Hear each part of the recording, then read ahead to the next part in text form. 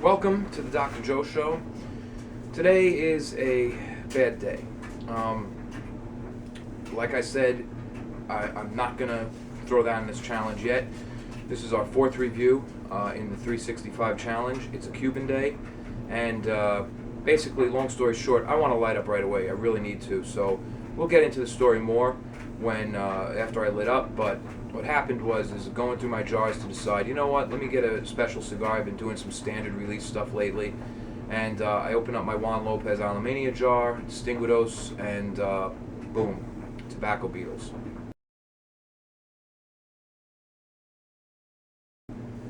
Not fun. Not fun at all. Like I said, let me light up and we'll get more into it. Fortunately, a lot of the cigars were not damaged. We're going to give this cigar a smoke and see what happens, but we'll talk more about tobacco beetles and what they are, what they do, how to avoid them, how to kill them, and all sorts of shit like that, because I'll be needing to do all of that very, very soon.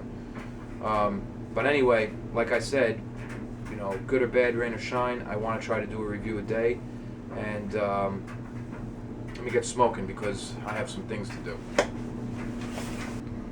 You can see here how the tobacco beetle kind of made a canal right down the head of the cigar. At the top, it's just kind of cracked from the stress of the whole thing. But, you know, one way you tell the big difference is that the cracks start not lining up in certain areas. And that's because cracks make a very specific pattern when they're broken, and they'll line back up. When a tobacco beetle eats through the crack, parts of it are missing. Anyway, that really sucks. This is the Juan Lopez Regional Edition Alemania, which we are about to smoke anyway, just to see how this thing is turning out. It's a beautiful cigar. It's very unfortunate that this has happened.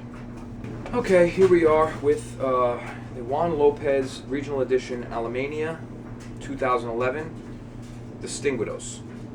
Wonderful size cigar, perfecto shape, and I want to see how these are going. Let's light up. Let's cut and light up. Now, this one has been bit up a little at the top. Luckily, the rest of the cigar is fine, so I'm just going to cut a little low and take a look inside. Hopefully things aren't too bad as they seem.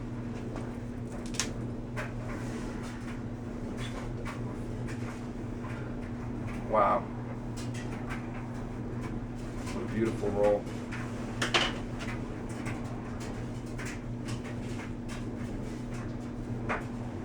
Let's see.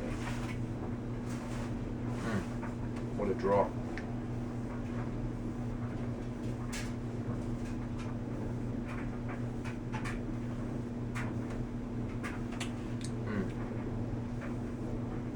Mild.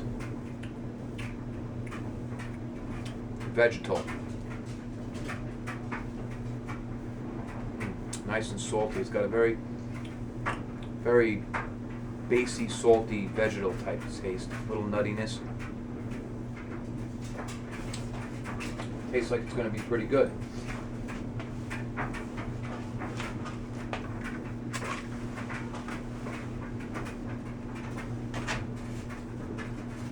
I love lighting these perfecto shapes.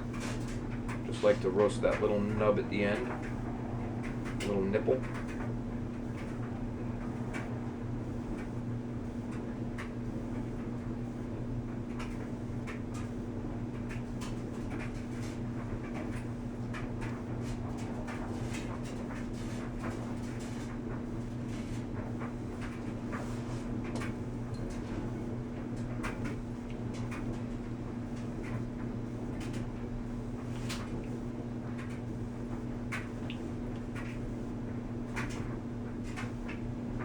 You light a cigar and you hit a spot on the wrapper that you don't want to start burning up, like on a perfecto, your tongue put a little stopper on it.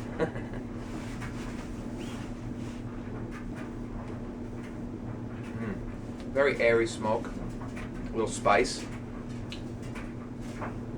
Another cigar that tastes like it's coming along as it's aging. I tell you, I smoked one of these right away as soon as it came out, and it was, you know, see now it's got a deeper vegetal flavor. When I first smoked it, it was very grassy, very young, you know, and very mild.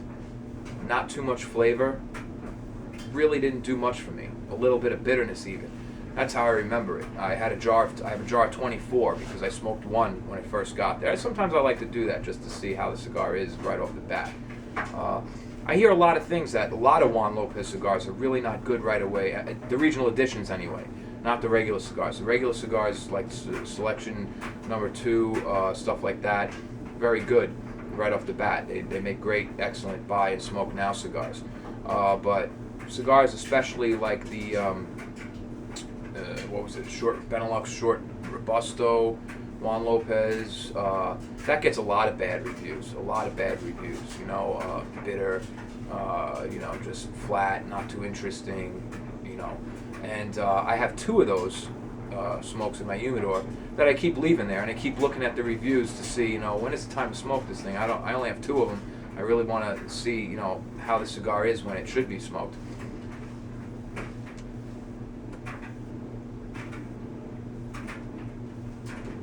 I might have to cut a little lower. I tried to cut down, figuring my lip would cover some of this crack over here, but it doesn't seem to be happening. Let's do that. Just cut down on this thing a little bit. Might have to take the band off right away. Whoop-de, big deal, whoop-de-doo. I hate wasting like that. Damn it. Let's just pull that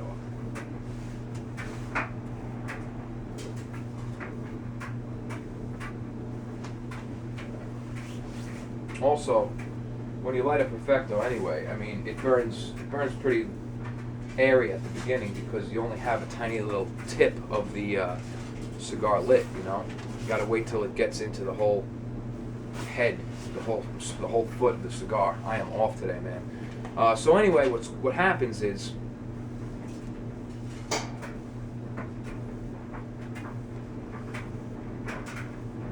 very mild, floral through the nose, a little bit of harshness through the nose still.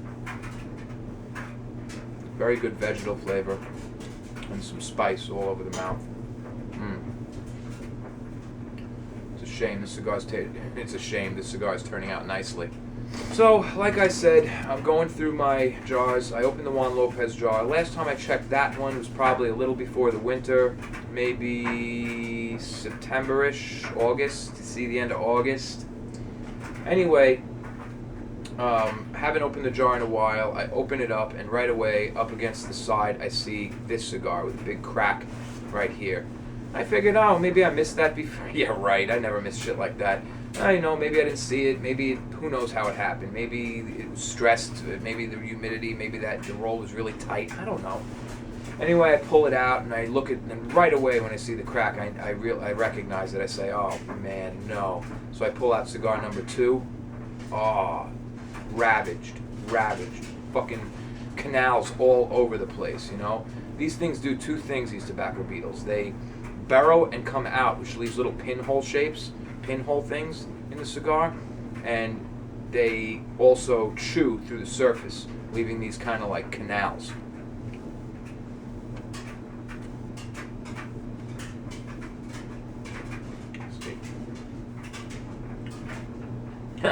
I'm thinking to myself, I don't mind smoking a cigar. Tobacco beetles are tiny. They're so tiny, they're smaller than fleas. Sometimes you can hardly even see them. They're like mites, you know?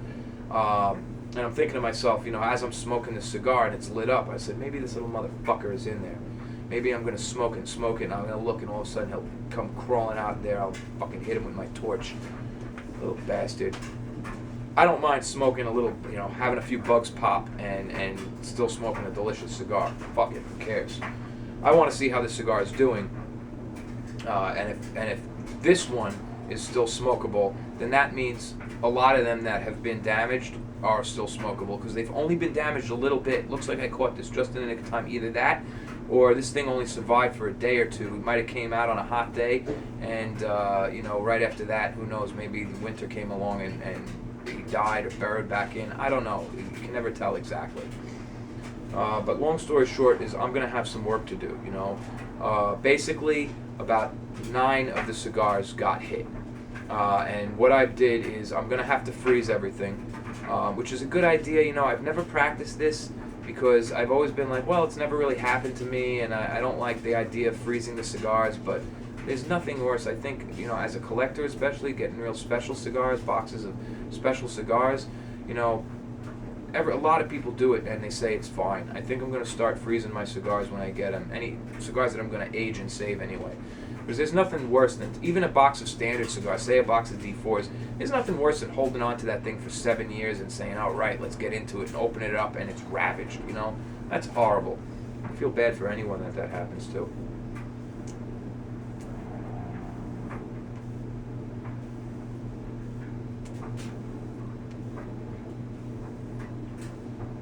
Very airy, wispy smoke.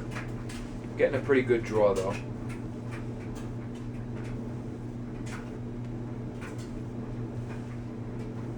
See, if there were holes along the cigar, when I pull in, you'd also see like a little stream of smoke coming out those holes. Don't see anything coming out anywhere except where it should be. So, let's see. But anyway, a couple of the cigars are beyond repair. They're just going to have to be ditched. About 6 of the cigars have things like this that they can be salvaged, but, whatever. So I made 2 separate bags, one with the damaged cigars and one with the cigars. I have 15 or so that are fine, nothing wrong with them. He didn't get to them. He stayed on one side of the jar for some reason. And those are also going to get frozen, and at least I have those. So, I'm feeling a little better now that this cigar is lit and I'm smoking. I always feel better once I light a Cuban cigar, no matter what's going on. It's funny, I feel really much calmer. When I opened that jar, I was freaking out, man. It feels like, fuck, shit, damn it, god damn it, motherfucker. Oh, but, anyway, for a while, I'm here and doing my thing, and I'm trying to share my experience with you guys, and, hopefully, I help people with some of the questions that they have or some of the needs that they have. And right now, I need the help of you guys out there. And that is, I want to replace the cigars in this jar. I want to at least get 10 of them, a dozen of them, and replace the cigars in this jar, man, because as a collector, I want it to be, full. And I can't find right now, I cannot find the Regional Edition Alemania Juan Lopez anywhere. I found one guy who has a jar, but I ain't paying $17.50 for a whole new jar. That's fucking ridiculous. When I bought this jar, I paid $500. Come on, $17.50, just because it's not around anymore. It's got to stop, this bullshit too. Like the price is the price of what it is. The retailer. Here's the thing: when it gets popular and other people buy it, like with the PlayStation. Take a PlayStation 4 for example.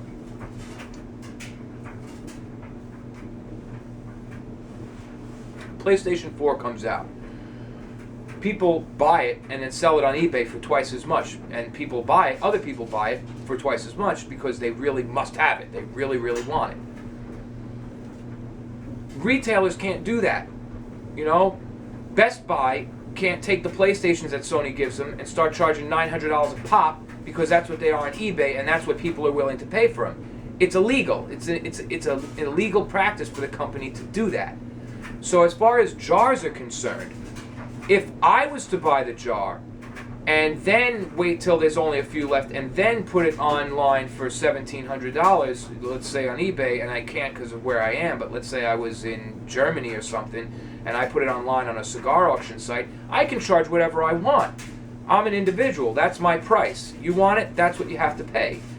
But Habanos SA retailers are not allowed to do that. They're not allowed to do that. They're not allowed to take an item that they still have, that is still in retail circulation, and then just because there's only a few left and the demand is high, pump up the fucking price to $2,000.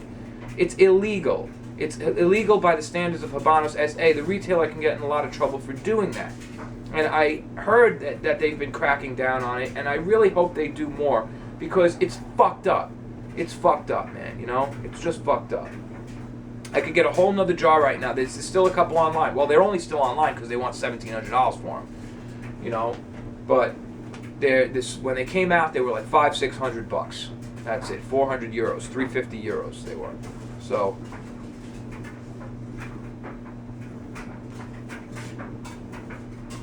there's my little spiel on that. So anyway, back to my situation. That's what I'm gonna do. My method is basically this: I take the cigars. I make 2 separate packages: damaged, not damaged. Everything's going in the freezer. I take the cigars. I put them in a big Ziploc bag. I get all the air out I can. You know, now that I'm going to start practicing this regularly with cigars that I'm going to age and/or expensive cigars, I'm going to buy a vacuum sealing kit. That's the best thing. That's what you really should have to do this. I don't have it right now, and I want to do this now before anything else happens. So I'm going to take a Ziploc bag, put all the cigars in that Ziploc bag, push all the air out I can, seal it up tight, and then take that Ziploc bag and put it in another Ziploc bag. Double insulation. Now, there's a whole bunch of stuff online. Some people say they like to put it in the fridge first for the transition from room temperature to fridge, then to freezer. I don't like ever putting cigars in the fridge. We didn't do that at the cigar shop when we froze cigars, which was, you know, we did it a few times, and they came out fine. And I just, as far as I know, refrigerator and cigars do not mix well because of the amount of water in the air in a refrigerator. It just blows things up. Even though the bag is, you know, Ziploc and it's supposedly airtight or whatever, I just don't want to subject my cigars to that type of refrigeration, that type of environment. I'm going to do what I always have done and put them directly into the freezer. Because it's cold out, now I have a good opportunity. What I am going to do is I'm going to bring those packages of cigars down here where it's about probably 40 degrees. Maybe even after they've been down here for a few hours, take them outside for like, you know, 20 minutes and then go up and put them in the freezer. It's the winter, I have the opportunity. In the summer, I'd have to figure something else out, or I just put them right in the freezer. But that's what I'll do. And then I'll leave them in the freezer for about 2 weeks or so. Depending on your freezer temp, you can leave them in for 24 hours, 2 days. It really depends on what the temperature is. But it doesn't really matter how long you leave them in there. You know, they're gonna get to the point where they're frozen. So I'm just gonna leave them in about 2 weeks, and then reverse the process, letting them reach room temperature very, very slowly. And then I'm going to put them into a humidor, a box that has not been seasoned with a 69 pack. And because the box hasn't been seasoned, the humidity in there will only be, you know, during day 1, day 2, day 3, it'll only get up to like 40% or so, you know, and then take them and start putting them back into a humidified environment, a heavily humidified environment, you know, 70%.